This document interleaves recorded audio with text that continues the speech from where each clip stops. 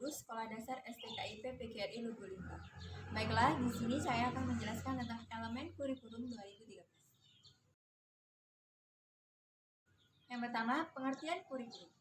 Kurikulum 2013 adalah kurikulum terbaru yang diluncurkan oleh Departemen Pendidikan Nasional mulai tahun 2013 sebagai bentuk pengembangan dari kurikulum sebelumnya, yaitu kurikulum 2006 atau kurikulum tingkat satuan pendidikan.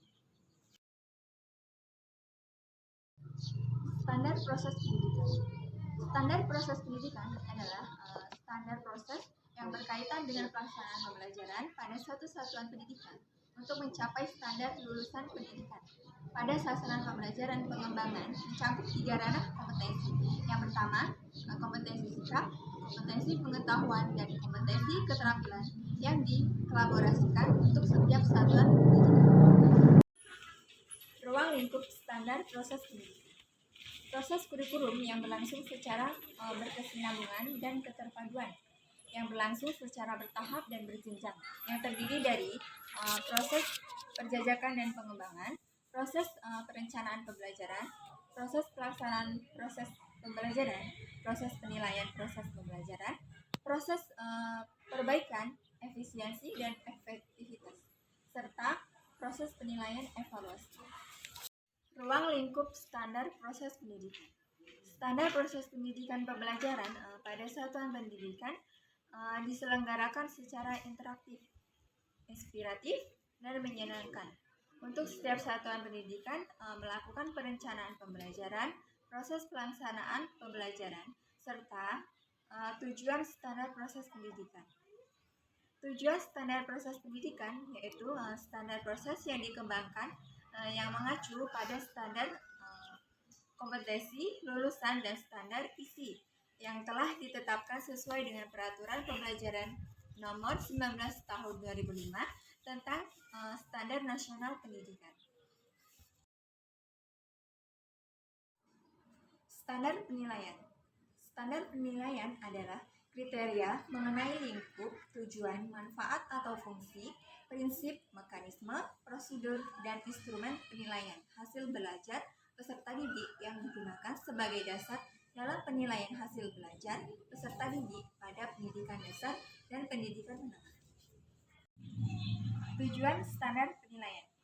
Yang pertama, untuk mengetahui kemajuan belajar siswa, kemudian memperbaiki atau perbaikan dan peningkatan kegiatan belajar siswa, serta sekaligus memberi umpan balik bagi perbaikan pelaksanaan kegiatan belajar. Dan lebih bersifat koreksi, bahwa tujuan penilaian untuk mengidentifikasikan kelebihan dan kelemahan belajar siswa. Fungsi standar penilaian. Yang pertama, fungsi formatif, fungsi somatik, fungsi diagnostik, fungsi selektif, dan fungsi motivasi. Kemudian, ruang lingkup standar penilaian.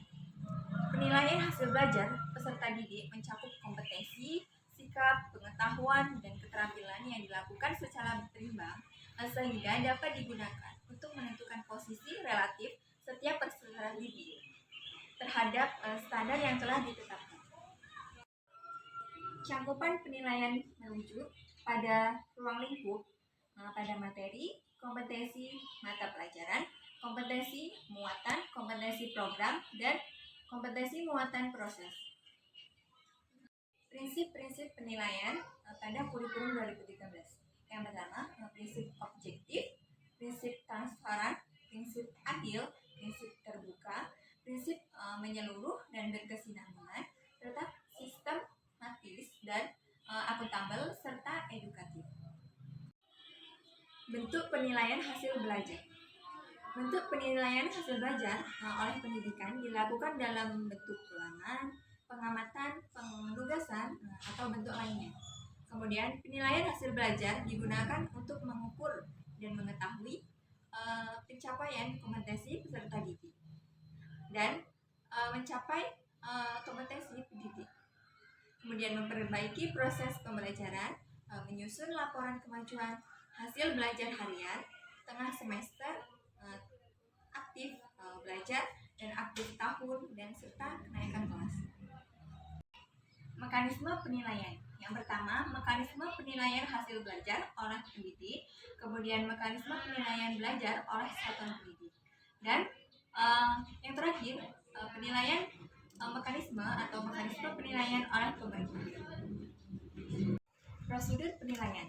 Yang pertama, penilaian aspek sikap, kemudian penilaian aspek pengetahuan, dan penilaian aspek keterampilan. Instrumen penilaian. Yang pertama, jenis-jenis instrumen penilaian. Yang pertama, instrumen tes dan instrumen non-tes. Kemudian, langkah dalam membuat instrumen penilaian. Yang pertama, dengan menentukan tujuan, kemudian menyusun kisi-kisi, dan memilih bentuk instrumen.